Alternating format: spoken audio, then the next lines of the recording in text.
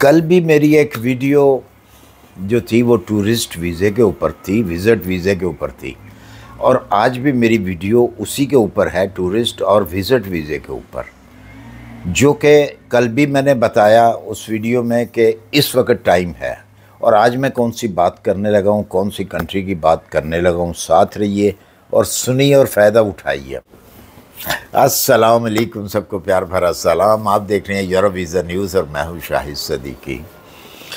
अच्छा जी, बहुत सारे लोग कहते हैं जी कि रोमानिया डिपोर्ट कर रहा है, रोमानिया में काम नहीं है, रोमानिया में सैलरी कम है, रोमानिया में ये है, रोमानिया में वो है। ठीक है, ये वो लोग बातें करते हैं जो ख़ुद कुछ नहीं कर सकते, सिर्फ बातें कर सकते हैं। उनको सिर्फ बातें आती हैं, बातों के अलावा उनके पास अमली जामा पहनाने के लिए कोई चीज़ नहीं है। सिर्फ वो एक दूसरे के ऊपर जो है नुक्ताचीनी करेंगे, उसकी टांग खींच, उसकी टांग खींच। कुछ जेलस लोग होते हैं, वो इस किस्म की बातें करते हैं। उनको पता होता है कि उसका एक फ्रेंड है, वो चला गया, रोमानिया चला गया या कहीं भी चला गया, फ्रांस में चला गया, नीदरलैंड में चला गया, ऑस्ट्रेलिया में चला गया।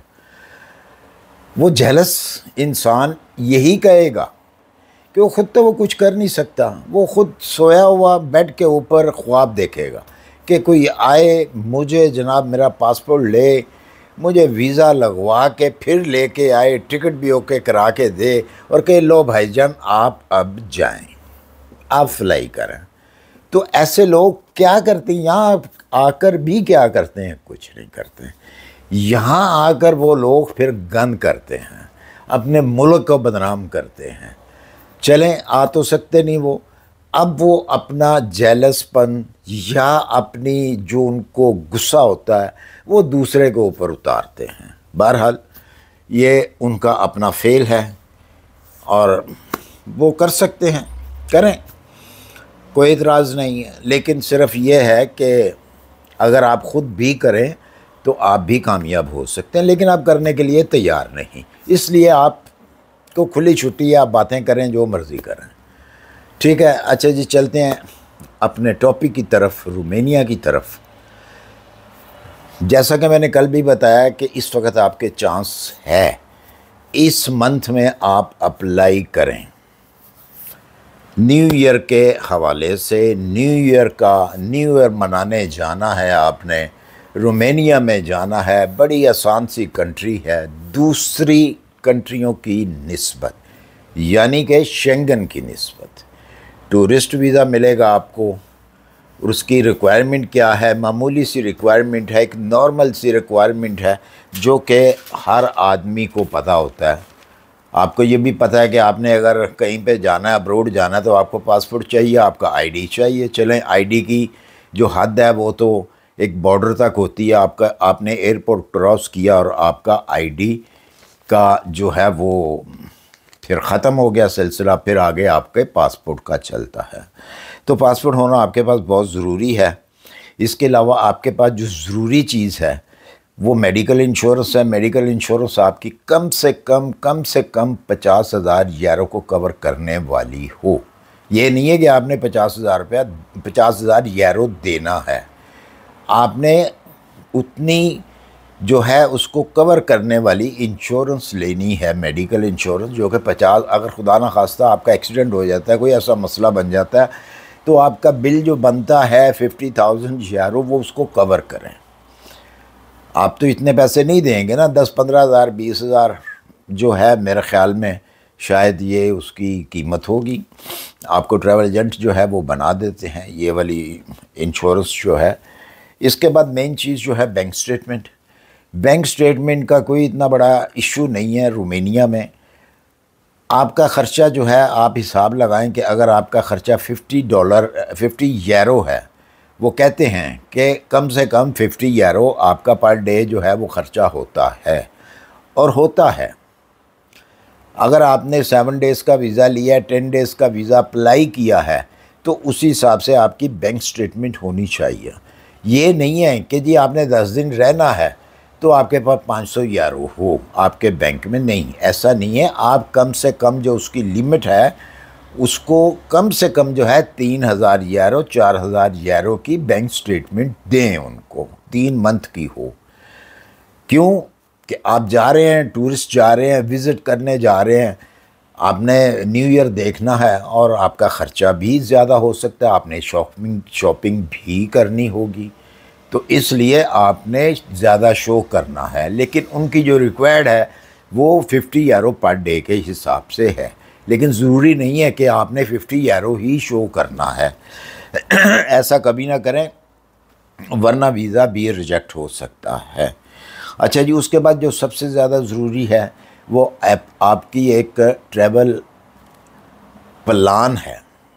ट्रैवल प्लान के अंदर आपने डेट टू डेट हर चीज़ का प्लान लिखना है। आज मैंने इस कंट्री से, इस एयरपोर्ट से इस डेट को इतने बजे फ्लाई करना है और इस डेट को इतने बजे मैंने रोमानिया बुखारेस्ट एयरपोर्ट पे पहुंचना है। एयरपोर्ट के पहुंचने के बाद मैंने फ़लाँ होटल में जाना है, ये है होटल की बुकिंग। वापसी भी आपने इसी तरह ही करनी है उस ट्रैवल प्लान में।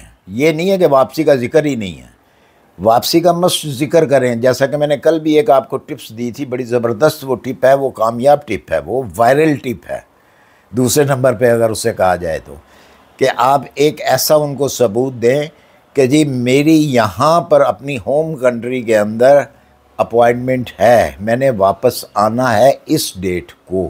मतलब अगर आप 7 डेज़ का ले रहे हैं तो 2 दिन ऊपर करके तो आपने एक जो है प्रूफ देना है उनको कि जी मेरी इस डेट को जो है अपनी होम कंट्री में मेरी ये अपॉइंटमेंट है।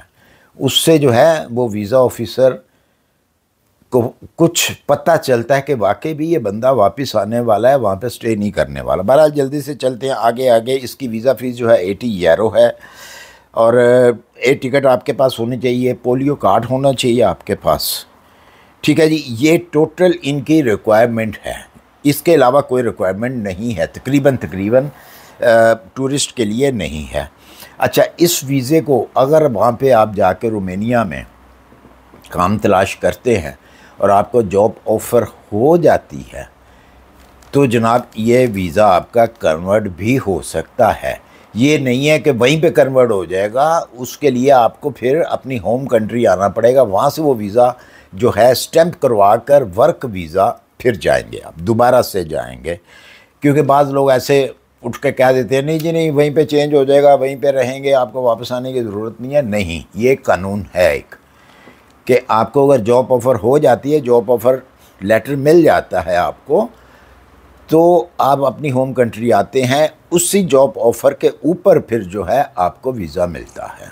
ठीक है, फिर आप जाएं दोबारा।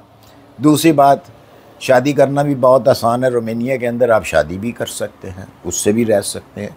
आप बिज़नेस, अगर आपके पास इतना पैसा है तो आप अपना बिज़नेस भी स्टार्ट कर सकते हैं वहाँ पे। और बिज़नेस का इस टाइम पे ज़बरदस्त मौका है जब तक रोमानिया शेंगन के अंदर नहीं आ जाता।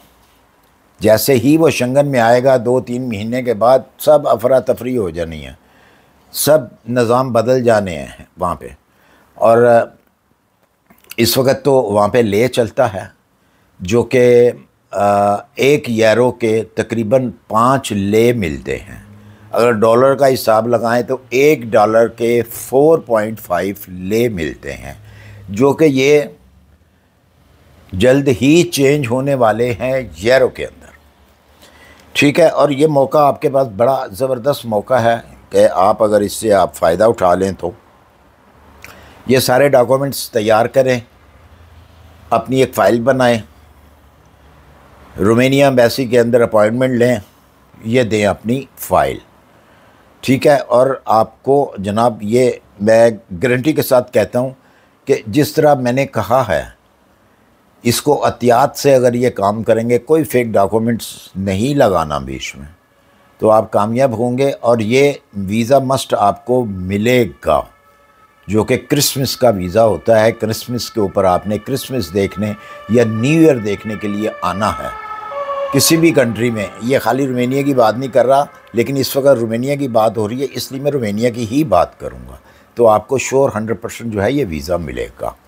बहरहाल अगर मेरी वीडियो अच्छी लगी हो तो इस वीडियो को लाइक और सब्सक्राइब कर दीजिए। इस हवाले से अगर कुछ और भी आपको जानना हो तो हमेशा की तरह इंस्टाग्राम आईडी जो है मेरा डिस्क्रिप्शन में होता है, वहाँ से मुझे आप मैसेज कर सकते हैं। बाज़ औक़ात मैं फ़ौरी तौर पे जवाब नहीं दे सकता क्योंकि मैसेज बहुत ज़्यादा होते हैं, वो दूसरे दिन या तीसरे दिन बारी आती है।